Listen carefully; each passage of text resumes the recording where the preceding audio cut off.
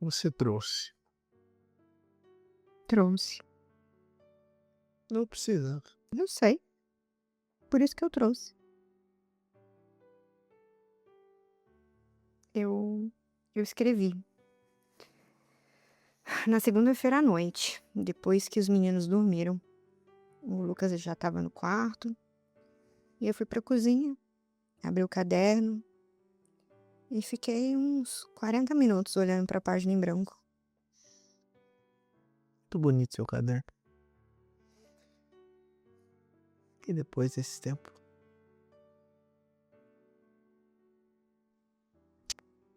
Eu escrevi por 2 horas sem parar. Conta, como foi? Foi assustador. Me conta. O que te assustou? Eu não esperava o que saiu. Sabe quando você acha que vai escrever uma coisa e sai outra completamente diferente? Eu ia escrever sobre quem eu sou, sobre os meus gostos, sobre o que me faz feliz, sobre, sei lá, as coisas que eu gosto de fazer quando eu tô sozinha. Ia ser uma coisa quase descritiva. Daí saiu raiva.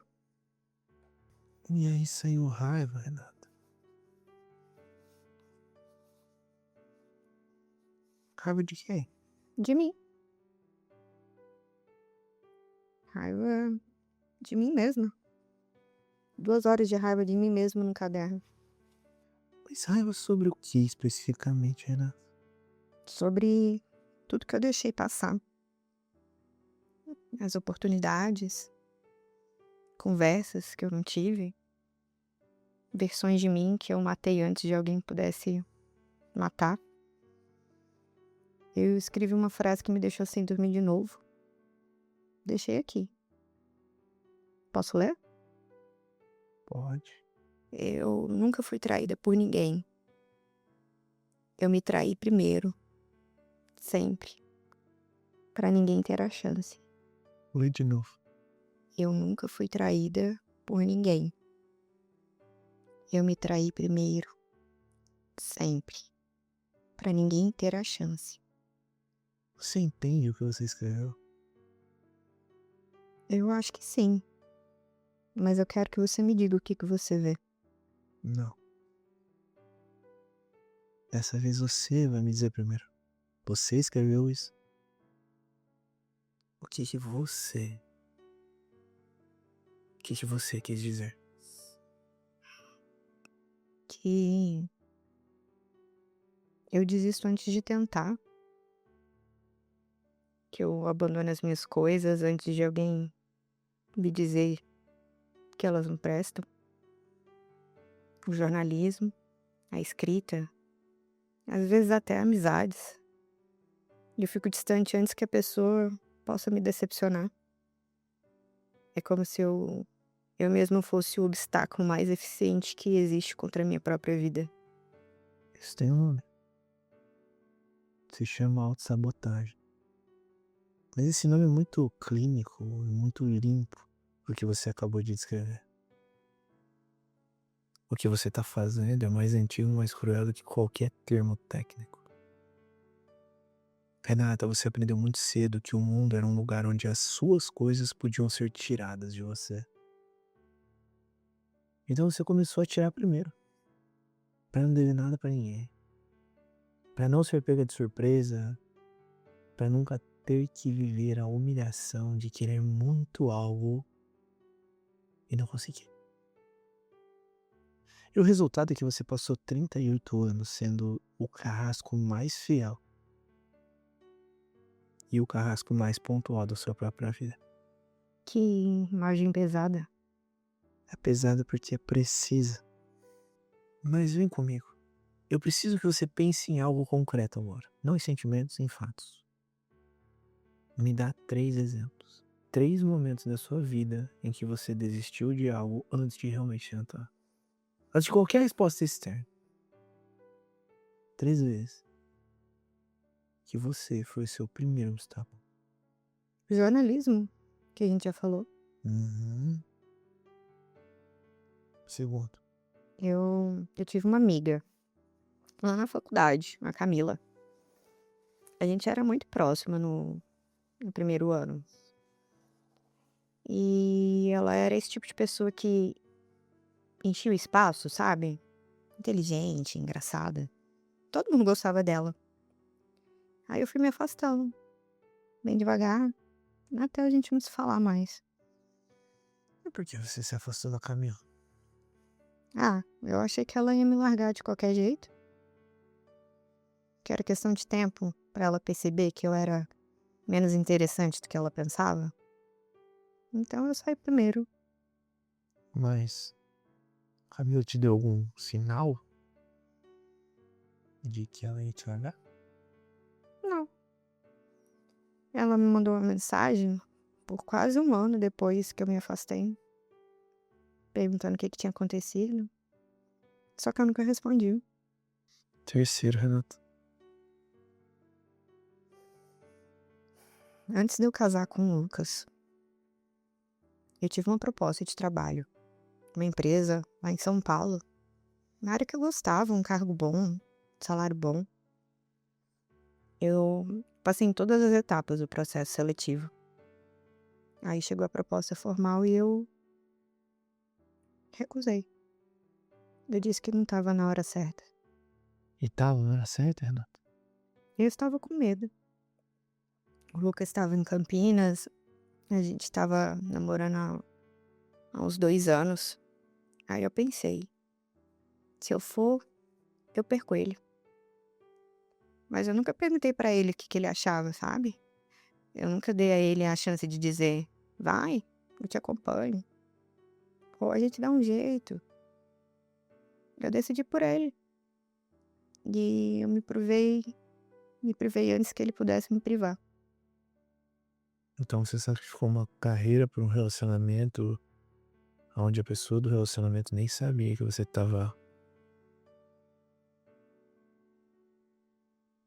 se sacrificando. Quando você coloca assim, É horrível quando você coloca assim, eu sei. Mas, Renato, você precisa entender a dimensão do que você tá me descrevendo. Não são escolhas ruins. São escolhas que nem chegaram a ser feitas. Você não escolheu o Lucas em desemprego. Você simplesmente eliminou o emprego da equação antes que abrir a pergunta. Você não perdeu, Camila. Você expulsou ela antes de ser expulso. Mesmo que isso nunca fosse acontecer. Você não desistiu do jornalismo, você enterrou ele antes de tentar. E sabe o que isso significa? Significa que a sua vida, em grande parte, não foi vivida. Você não viveu essas situações. Você as administrou do lado de fora, com luvas, com distância, para não precisar sentir o impacto real de uma perda. E o preço é que você também nunca sentiu o impacto real de uma conquista. Porque uma conquista exige risco. E você cortou o risco pela raiz. por que você tá me destruindo hoje? Porque você me trouxe o caderno. Você sabia que ia ser assim quando eu trouxe. Eu quero ir pra um lugar que a gente ainda não foi. Você tem um irmão mais novo. Você me contou que era a filha que não dava trabalho, que ficava bem, que se virava. Mas me conta sobre ele, No Rodrigo? Rodrigo. Como foi crescer com ele? Ele era complicado. Tinha problemas de comportamento na escola. A minha mãe vivia sendo chamada. Meu pai ficava sem dormir com as dívidas do Rodrigo, as confusões do Rodrigo. A casa meio que girava em torno dele. E eu fui entendendo a minha função, que era não precisar de nada. Se a parte que funcionava. Quantos anos você tinha quando entendeu isso? Uns 8, 9 talvez. Hum, 8 ou 9. Você tomou uma decisão nessa idade. Uma decisão que nenhuma criança deveria ter que tomar. Você decidiu se tornar invisível para sobreviver. Não porque você era invisível, mas porque você aprendeu que a sua visibilidade era um peso que a sua família não tinha como carregar. Que aparecer era egoísmo. Tinha o Rodrigo, né? Que precisar era inconveniente. Tinha o Rodrigo, né? E uma criança de 8 anos não processa isso como injustiça. Ela sente isso como verdade, como lei. Como esse é o jeito que o mundo funciona. Eu me apago e em troca eu não sou um problema. Eu me apago e em troca eu sou amado. E agora você tem 38 anos e essa criança de 8 anos ainda tá aí dentro. Tomando as mesmas decisões. Ainda indo no risco. Ainda se apagando antes que alguém precise te apagar. Eu tinha 8 anos. Que? E você fez o melhor que podia com o que tinha. Uma criança de 8 anos não tem vocabulário para numerar a injustiça. Ela só tem um mecanismo de sobrevivência. O problema é que esse mecanismo que te salvou aos 8, ele tá te destruindo aos 38. Eu nunca pensei que eu ia chegar aqui, sabe? Eu vim aqui falar do meu casamento. Eu sei. Mas o casamento, Renata, ele muitas vezes é sobre a porta. Ele nunca funciona como a casa. Eu preciso. Eu preciso te falar uma coisa que vai ser difícil de ouvir. Eu preciso que você escute até o fim antes de reagir. Renata, você tem uma história muito coerente sobre a sua vida. Uma mãe que não te via, seu irmão que ocupava o espaço, o emprego que você abriu mão, a amiga que você perdeu, o casamento que já não te satisfaz. É uma história que faz sentido. É uma história real. E ela te coloca num lugar muito específico. O lugar de alguém a quem as coisas aconteceram. Uma mulher que foi moldada pelas circunstâncias, que foi privada, que foi invisibilizada. E eu não tô dizendo que isso é mentira. Mas eu tô dizendo que isso é a história. Do jeito que você a conta. E essa história desse jeito tem uma função. Ela te protege de uma pergunta muito mais assustadora. A pergunta é: que pergunta é essa, Renata? Sei. Eu acho que sabe.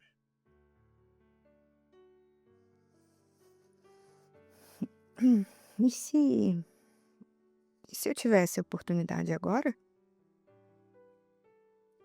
E se eu não tiver mais desculpa? Enquanto a história é o mundo me impediu, você tá segura. Porque o mundo é grande e imprevisível e você não tem controle sobre ele. Mas se a história vira eu me impedi, aí a responsabilidade aterra em você. E você não tem mais pra onde correr. Aí você tem que fazer alguma coisa. E fazer alguma coisa significa arriscar. E arriscar significa que você pode falhar de verdade. Com o seu nome, com a sua escolha. Sem ninguém pra culpar. Esse é o terror real, Renato. Não é o Lucas, não é a sua mãe. É a liberdade. Você tem medo de ser livre porque liberdade significa responsabilidade. E responsabilidade significa que o fracasso também é seu. Fracassar também passa a fazer parte da sua vida. Isso é a pior coisa que você já me disse. E a mais verdadeira. Então o que eu faço com isso? O que eu faço com o fato que eu passei 38 anos me sabotando, me destruindo? O que eu faço agora? Você para de se destruir. Pode até não parecer simples. E não é. Mas é isso. Você para. Uma decisão por vez, Renato.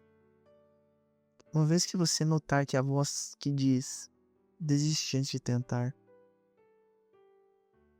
atua, você passa a ter escolha. Você pode desistir ou pode mudar. Não porque vai ser fácil, não porque vai dar certo. Mas porque você, aos 38 anos, com tudo que você sabe sobre si mesmo agora, não tem mais como fingir que você não sabe. A ignorância acabou. E junto com ela foi a absolvição automática. Agora você sabe. E a escolha de continuar ou não nesse lugar, ela passa a ser toda sua. Eu escrevi outras coisas também. Não só a raiva. Conta. Eu escrevi sobre uma tarde. Quando eu tinha uns 12 anos. Minha mãe tinha viajado com o Rodrigo para uma consulta em outra cidade. E o meu pai estava trabalhando. Eu fiquei em casa o dia todo. E em vez de eu ficar triste ou com medo, eu fiz um jantar só pra mim. Botei a mesa pra uma pessoa, acendi uma vela que era de enfeite, mas a minha mãe nunca deixava acender. Eu coloquei uma música que eu gostava. Comi sozinha, à luz de vela, me sentindo a mulher mais rica do mundo. Essa menina ainda existe. Não existe? Existe. A que bota a mesa pra si mesma. A que acende a vela proibida. A que não precisa de plateia pra se sentir digna de uma boa experiência. Ela não foi embora, você só parou de ouvir ela. Renata, tudo que você precisa saber sobre quem você pode ser tá nessa imagem mental aí. Uma menina que, no único momento em que não havia ninguém pra agradá-la, se agradou. Isso é autonomia. Isso é amor próprio antes de saber o nome. E isso você enterrou junto com o seu caderno. Por que é tão mais fácil se enxergar pequenininha do que agora? Porque pequenininha, você não tinha escolha. Pequena, qualquer coisa que você fazia de bom era pura. A instinto era sua sem nenhuma negociação. Agora você tem escolha e a escolha traz julgamento. E o seu julgamento foi se tornando muito severo. Mas eu quero que você carregue essa imagem. A minha vela acesa. Quando você ouvir a voz que diz não vale a pena tentar, eu quero que você pergunte. O que é que a menina da vela faria? Esperaria permissão? Pediria desculpa por querer uma boa experiência? Não, ela só acenderia. Então acende. Antes de você ir, uma coisa sobre Lucas. Você me disse que você tentou falar com ele na semana passada. Uma pergunta fechada, eu sei. Mas você tentou. E eu preciso que você saiba que isso não foi porque você, que passou 38 anos eliminando o risco de ser vista, abriu a boca. A pergunta foi torta, mas a intenção foi real. Isso conta. A sua tarefa essa semana não é sobre o Lucas, é sobre você. Você vai encontrar um momento, um só, em que você ia naturalmente se apagar. Engolir, sair de cena, às vezes antes da hora. E nesse momento você não vai fazer isso, você vai ficar. Pode ser pequeno. Pode ser uma opinião que você ia dar e deixou pra lá. Pode ser um desejo que ia ficar sem ser dito. Você fica e você fala. Não pergunta nada. Só pra você praticar e existir. Tá. Só uma vez? Começa com às vezes uma, quando é tudo. André, a frase que eu escrevi. Eu me traí primeiro sempre, para ninguém ter a chance. Eu acho que eu escrevi isso sobre o passado. Mas enquanto você falava, eu percebi que eu tô fazendo isso agora. Aqui. Eu trouxe o caderno pra você, mas eu não deixei você ler. Deixei eu mesma ler. Controlei a exposição. Mesmo aqui, mesmo hoje, eu ainda tô administrando quanto eu apareço. Eu sei. Você esperou eu perceber.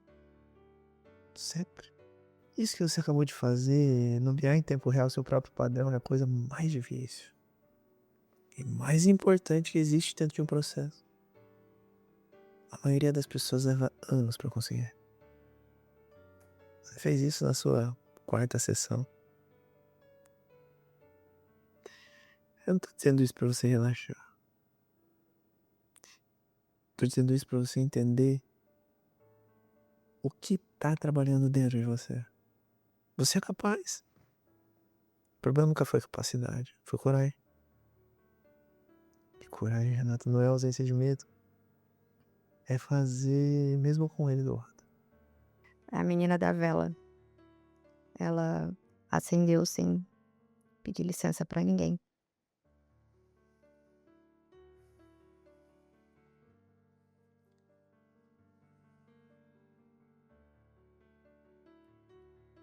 Hum.